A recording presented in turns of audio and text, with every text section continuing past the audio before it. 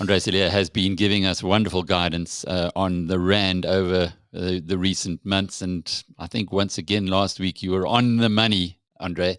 But where are we today? I suppose the problem is it's almost like a great cricketer who's going out there and scoring a century and another century and another century, and he goes in and your run has been so good recently that I guess at some point in time you maybe have to say, maybe I'll get it wrong this time. But I hope that's not the case. How are you reading things at the moment? It's either going to be a 6, Alex, or it's going to be a out Bold. and back bold. No, what's my take on things? I mean, if we look at the last week and a half, then we had a bit of a disaster in South Africa. We've had a president calling out the national state of disaster. Fortunately, this one doesn't come with lockdowns and everything. But it is a national state of disaster. There's more than one province that's affected by this. And with a harbour that's affected very, very negatively, and it is our biggest harbour in South Africa, it will have an impact throughout the country. It will have an impact on how goods gets delivered and when they get delivered. It could have an impact on prices, etc. So we've already seen the IMF coming in, downgrading growth forecasts because of that. And so there's a little bit of local stuff coming to the forefront. For a long time, we've only spoken about international stuff, and there was very little on the local side that impacted on the rand.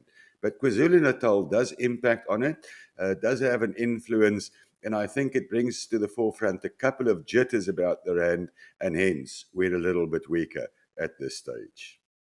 It's interesting the point you make. We know or have known the fragility of the whole logistics pipeline to the heart of the country, to Gauteng, from Durban. Durban being a very poorly managed port. We know it's one of the worst in the world. The N3 highway is full of trucks because Transnet can't get its act together and gets worse and worse. But it's been one of those things, I guess, that we've put on a back burner, not really concerned ourselves with economic growth, and then of course the impact on the rand. But what happened in KZN with the flooding and the heavy rains has now just made that risk factor become perhaps more real. And maybe this is we're being reminded that there's so many parts of the country that do need to be addressed for long term sustainable growth. Yes, indeed. And these situations like this in KwaZulu-Natal, as you rightly mentioned, just highlights it.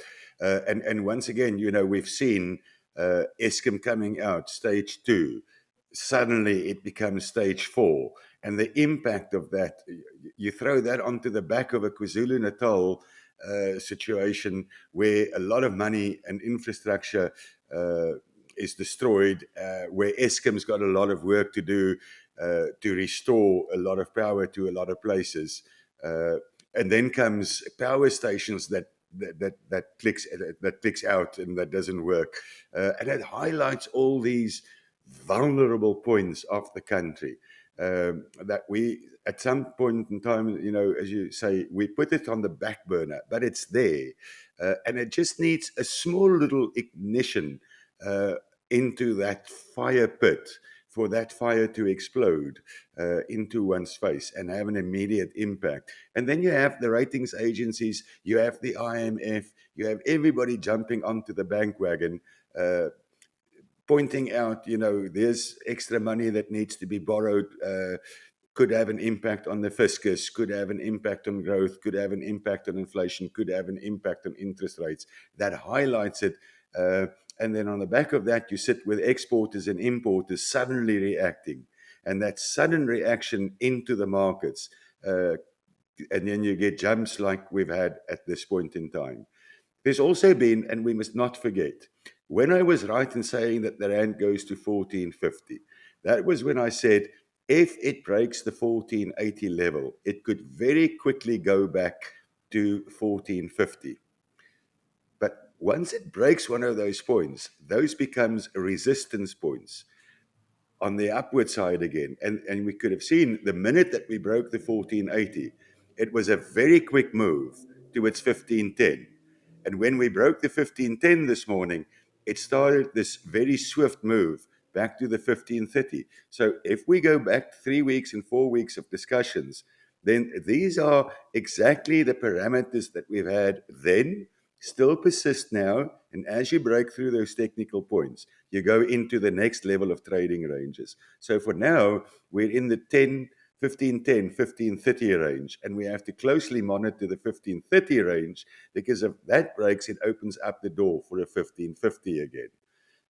But I think it's run quite a bit at this point in time, and we might find that it sort of stops for a while here in this 1510, 1530 range. I do not think that it will really break too significantly out of that at this point in time.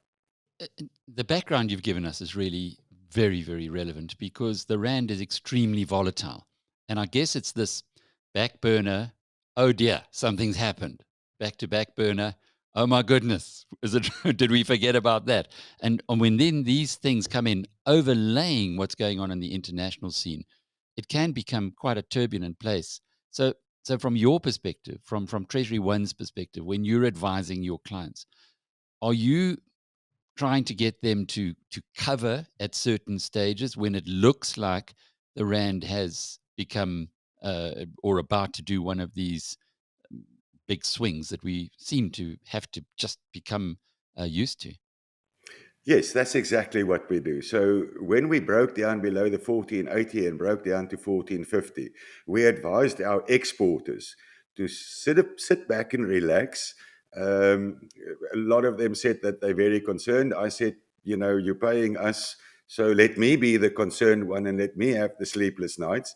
But on our importer side, we advised people to make use of that lucrative rates in terms of their imports and take some cover, especially for their short-term commitments.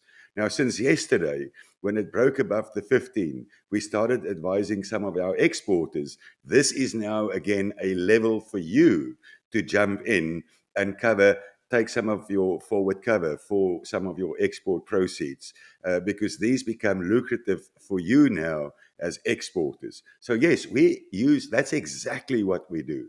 We use these levels and these predictions that we make of where it can go and cannot go to advise our importers and exporters when to take cover and when not to take cover. And there's big numbers involved when you're talking about significant contracts that your globalized companies in South Africa or companies that are operating in the global markets are committing to. Because you talk about a difference from 1450 to 1550, that can be your profit margin wiped out. Well, you must remember that on $1 million, 1450 and 1550 makes a difference of R1 million. That's a huge difference. That's R1 million that either goes out of your pocket or into your pocket. Makes a significant difference. And as you mentioned, we are working with big numbers. The trade in South Africa of importers and exporters are huge numbers. Uh, it's non-uncommon for what people deem to be an exporter on the fruit side to have exposures well in excess of 40 and $50 million per annum. Now, you take a rand on $50 million, and then you say, but it's a 50 million rand game for them, whether they cover or uncover, and when they not cover. So it's huge numbers, makes a dramatic impact on the bottom line of a company. It's an interesting point that you raised there as well. I was chatting this morning with Sean Pesh, who's a money manager with Randmore Funds in London, and he was looking forward to the quarterly results coming out of American companies. And he said what the American investors don't kind of get or haven't gotten yet is the volatility of the US dollar and how it impacts multinationals.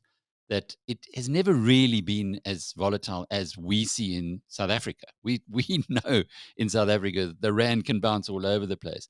But he's saying, watch out for the quarterly results coming out of the big international or multinationals in the US in the next couple of weeks, because their figures could be dramatically impacted by the way that the dollar has been performing. Do you think it's just something that's built into our psyche here now as business people, relative perhaps to a more insulated economy like the US is? I think it's because we're a much smaller economy, and we priced in rand and we pay in euros and dollars. But as you say, I mean, you go and look at the euro. We've been up at 109.36 this morning against the dollar. Sorry, coming back from a 107.80 and a 107.40 level just 2 days ago. This is a huge and big movement. For it, it seems to be only 200 points, but it's 200 points on a very low number. So, percentage-wise, big moves, and yes, it will have an impact on the results. So it'll be interesting to follow that Sorry. when we have a look at the quarterly results that come out from the American majors and exactly how the forex rates have affected them.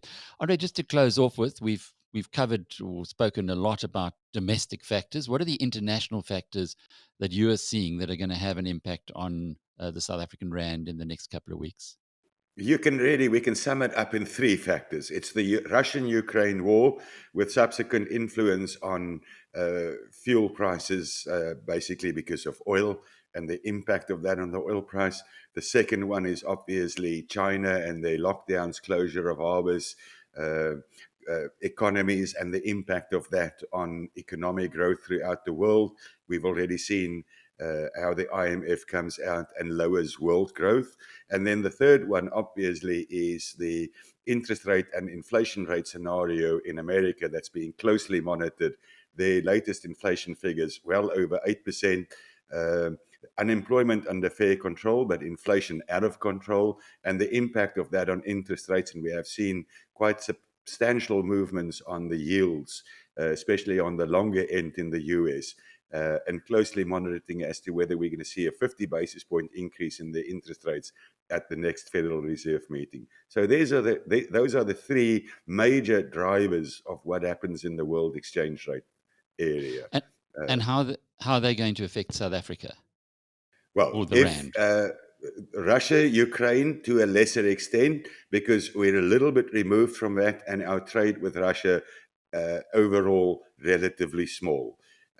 China, lockdowns, harbors closing, logistics around exports and imports out of China, in and out of China. Second biggest economy in the world, one of our biggest trading counterparts, more of a dramatic effect. Positive signs out of China, positive for the rand, positive, negative signs out of China, negative for the rand. Interest rates in America, I almost want to say slightly neutral. And that's simply because we have a central bank governor that closely track what the Federal Reserve is doing and how they move on interest rates. And we can also expect moves in the South African part.